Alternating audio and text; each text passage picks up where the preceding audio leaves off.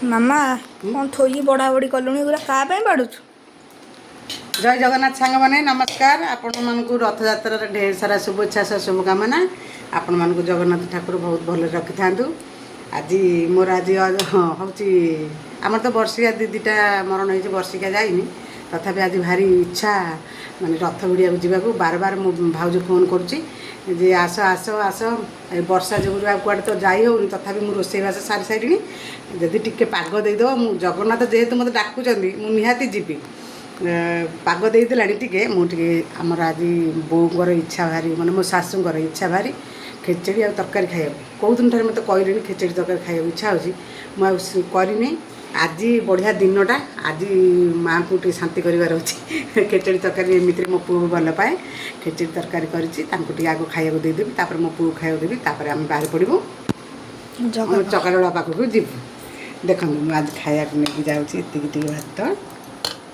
ଏ ବେଶୀ ଖାଇବେନି, ଡରିକିରି ଅଳ୍ପ ଖାଆନ୍ତି। ବୁଟ ଆଳୁ ତରକାରୀ ହେଇଛି, ବଢ଼ିଆ ତରକାରୀ କରିଛି। ତାଙ୍କୁ ଟିକେ ଖାଇବାକୁ ଦେଇଦେବା। ସେ ବେଶୀ ତରକାରୀ ପତ୍ର ବି ଖାଆନ୍ତିନି, ତଥାପି ଟିକେ ଦେବା ଖାଇବା ପାଇଁ। ବୁଢ଼ୀ ଲୋକ ଖାଇବେ। କଦଳୀ ପତ୍ର ଆଜି ଦେବି ଖାଇବାକୁ। ପାମ୍ପଡ଼ ଟିକେ, ପାମ୍ପଡ଼ ଡବାଟା ଟିକେ ହାତରେ ଧରିକି ଆଣେ।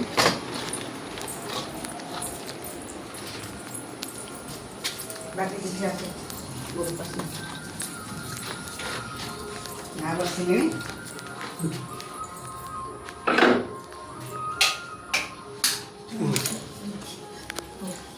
ପତ୍ର দিয়ে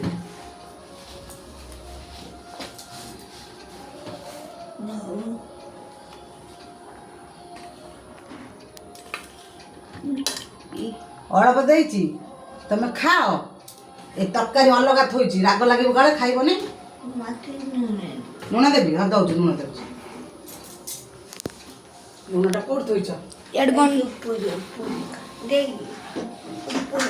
ଉପରେ ନାହିଁ ସେଟା ଚିନିଟା। ଆଉ ଏଇଟା ନୁହଁ, ଏଇଟା ଏଇଟା ବୋଧେ।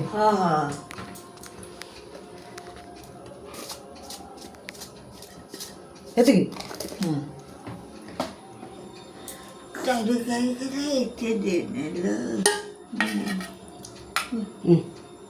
ଏତିକି ଦେଇଛି, ଏଠି ଥୋଇଛି। ଖାଇଲେ ଆଉ ନବ ଦିଲ୍ ପାମ୍ପଡ଼ ଦେ।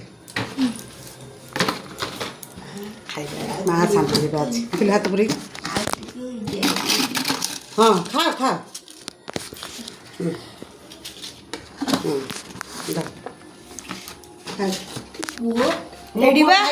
ଫ୍ୟାନ୍ ଲଗେଇବି? ଫ୍ୟାନ୍ ଲଗେଇବିନି। ଆଉ ଚକଟି ଦେବି? ହେଇବା ମୋ ପୁଅ ଏଇଠି ଏଇଠି ବୋଉ ଚକଟି ଦେବି? ଚକଟି ଦେବି? ଖାଇବ? ଆଉ ଖାଇବ, ମୁଁ ଆଉ ଦେବି ହେଲା। ମତେ ଡାକିବ, ଟିକେ ଦେଇଦେ, ମୁଁ ଏଠୁ ଖାଅ। ନାଇଁ ଆଜି ଛୁଟି। ଘରକୁ ଯିବୁ ରଥ ଭିଡ଼ିବାକୁ, ସେଇଥିପାଇଁ ତମକୁ ଜଲ୍ଦି ଖାଇବାକୁ ଦେଇଦେବି। ଘରକୁ ଯାଉଛି ରଥ ଭିଡ଼ିବାକୁ। ଏ ତମକୁ ଖାଇବାକୁ ଦେଲି, ତମ ପୁଅକୁ ଖାଇବାକୁ ଦେଇଦେବି, ଯିବି ଆଉ। ପଳେଇ ଆସିବି ରାତି ସଞ୍ଜ ବେଳକୁ। ଖାଉଥା। ମୋରି ମୋରି ନାଇଟି, ନାଇଟଟା ବା ମୋରି। ଭଲ ହେଉଛି ପତଳାଟା। ଆଉ ଖା। ଖାଇଥାନ୍ତେ, ଆଉ ତତେ ମୁଁ ଖାଇବାକୁ ଦେଇଦେବି। ଆଉ ବାହାରି ପଡ଼ିବା, ଯିବା ଆଉ। ବାପା ତୁ ଆଉ ଖାଇଦେବ ସାଙ୍ଗ ହେଇକି ଯିବା ଆଉ।